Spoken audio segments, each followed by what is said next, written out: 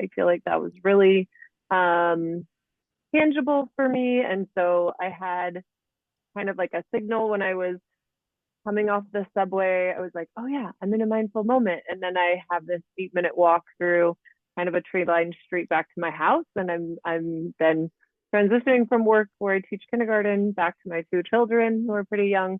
And I'm like, I need to show up well for my family. So like, how can I slow down and breathe and take that mindful moment? Welcome to Miraculous Transformations, conversations about powerful practices that create powerful transformations. Join me as I delve into stories of change and explore the tools and practices that have helped people navigate their paths. You might just find some you'd like to try yourself. Hi, Natasha. Thank you for joining me and for being willing to share a story with me. And can you introduce yourself, please? Sure. I'm Natasha Bollinger, and I know Katie from our time in Seoul. We taught together, and then last year I came to coaching with Katie, and it was mindfulness coaching with Katie, and it was really powerful. And so I'm delighted to be here today. So I'll just kind of let you jump in and share your story. Sure. I think there's three main parts that I've taken away from my mindfulness practice with you that I'm implementing regularly. So I think one of the biggest ones has just been a mindful moment. I feel like that was really um, tangible for me. And so I had kind of like a signal when I was coming off the subway. I was like, oh yeah, I'm in a mindful moment. And then I have this 8 minute walk through kind of a tree lined street back to my house. And I'm then transitioning from work where I teach kindergarten back to my two children who are pretty young. And I'm like, I need to show up well for my family. So like, how can I slow down and breathe and take that mindful moment? So that was one that was has become a habit. And then I think there's other times where I'm transitioning between tasks or from work into a meeting and wanting to show up well and making sure that I'm like, okay, I have a moment. I'm going to take the moment to be mindful before I show up into my next thing.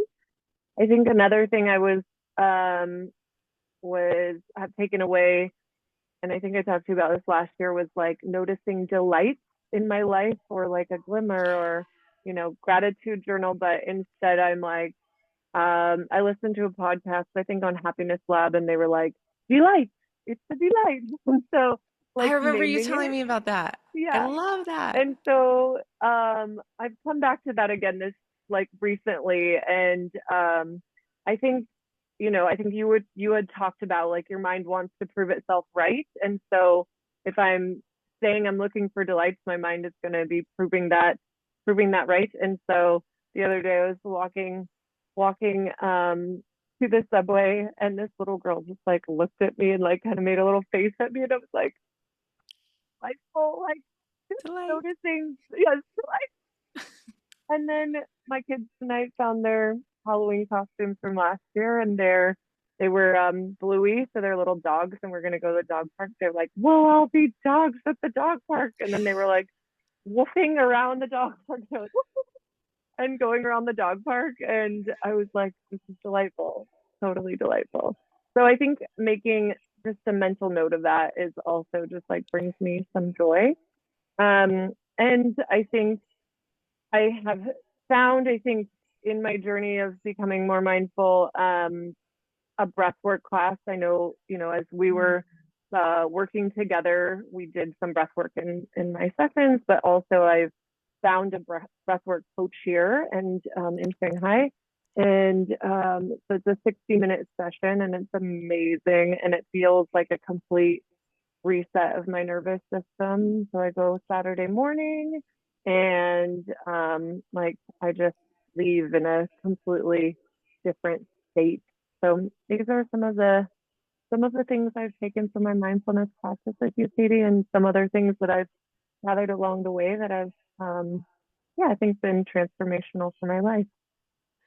Thank you for sharing those. That's so cool that you found the breathwork class. I remember you telling me that you were going to try it. So Hmm. I'm curious, what kind of is it different every week or is it the Hmm. same? What kind of breath work is it? Yeah, it's a little bit different every week, but it's like a guided practice. So she usually tells us about like how your diaphragm is connected to your brain, and so a little introduction, and then we usually do some like seated like chest openings so that we're like bringing more oxygen into our lungs to be a little bit more open, um, and then there's usually different practices throughout. So like either like a box breath, and she'll guide us through that. She's like breathe in and she'll count for us, and then breathe out and or hold or whatever.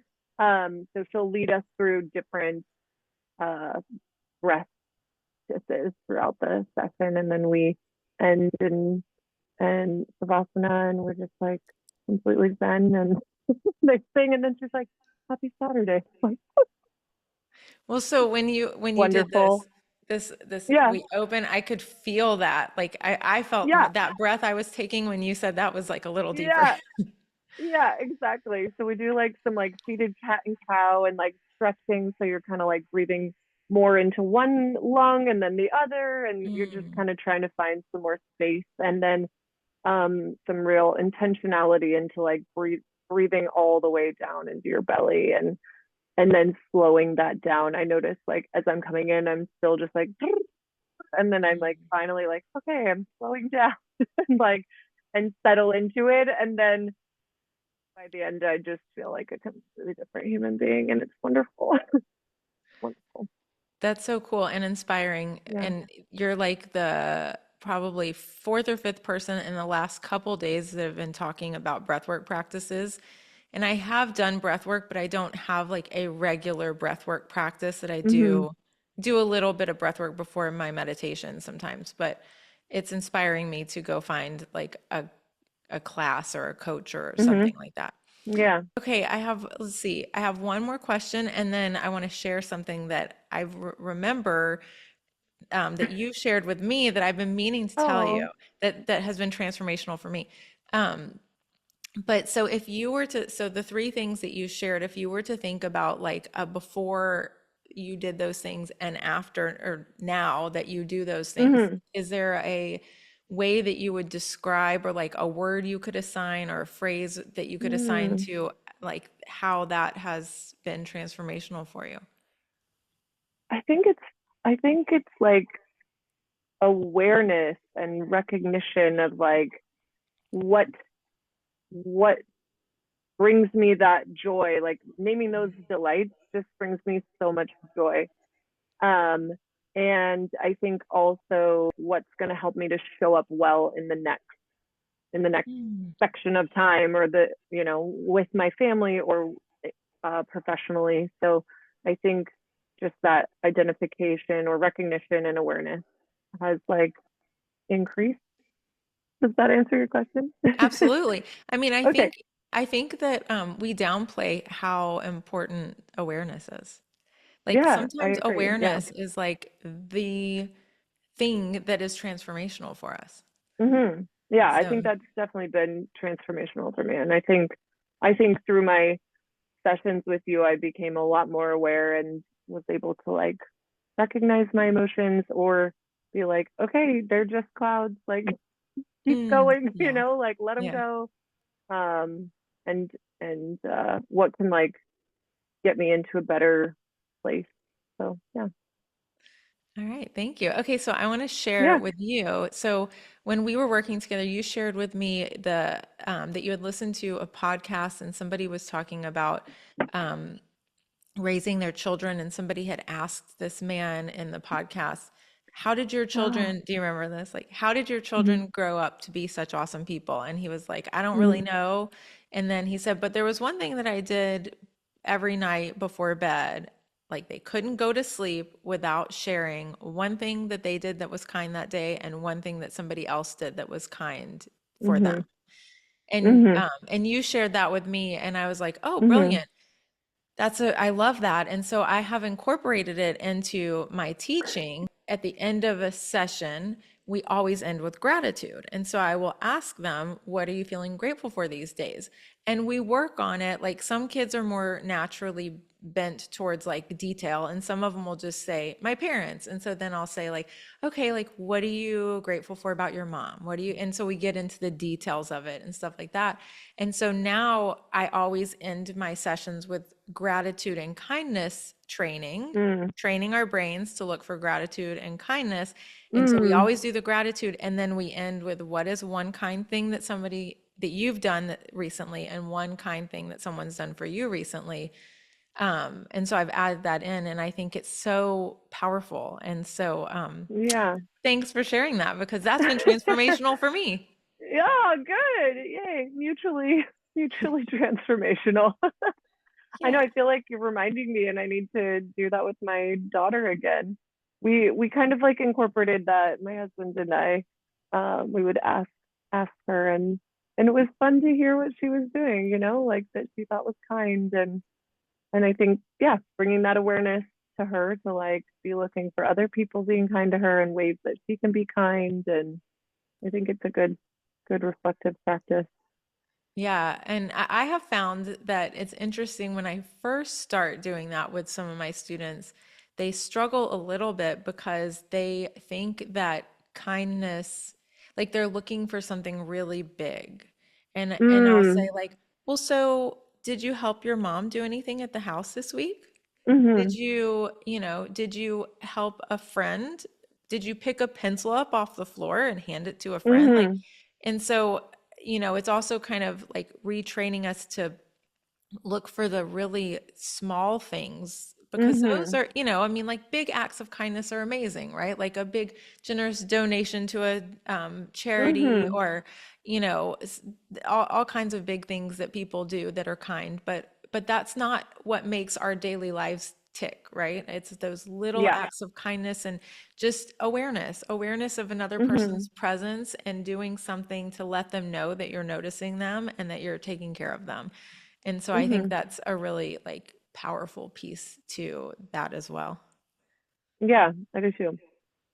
Yeah, and I think that like I think it kind of matches with the delights of like the recognition of it, and then for your kids, like the recognition of those small moments that are can be bringing you that delight or that just but acknowledging it, I think, and bringing that awareness there, I think is really powerful too. Yeah. I love the delight thing, especially the like, oh, delight, because it adds like the element of fun and kind of Mhm. silliness. And I love that. I Mhm. think it's so important. And I'm always Mhm. thinking like, oh, I want to laugh more. I want to like Me remember, too. like I have a tendency to be a very serious person, Mhm. not heavy Me too. serious, but like, I Mhm. mean, that's, you and I can sit and talk about things for Mhm. hours, and Mhm. that's why, right? Mhm. Because we can just like dig into things, Yep. and Yep. that makes me tick most of the time. But Yep. it's also really fun to be lighthearted and goofy and Mhm. silly. And so I love little things like that that remind me to do that. Yep, me too. My favorite delight was last year at Halloween to get onto the subway in Shanghai. You have to send your like bag through a X-ray machine every day. Oh, So wow. it's like kind of annoying, but so I'm there and they're gonna like scan my bag. And if you don't scan your bag, you have to like open it and they have to look in it. And so this little kid, his mom like opens her purse and then she goes on and he had a witch's hat on. He took his witch's hat off, but they just put, That's and he put it back adorable. on.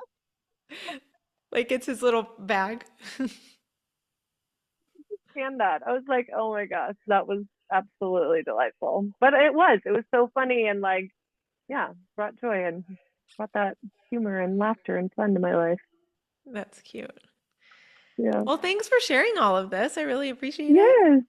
Yes. Thank you for having me, Katie.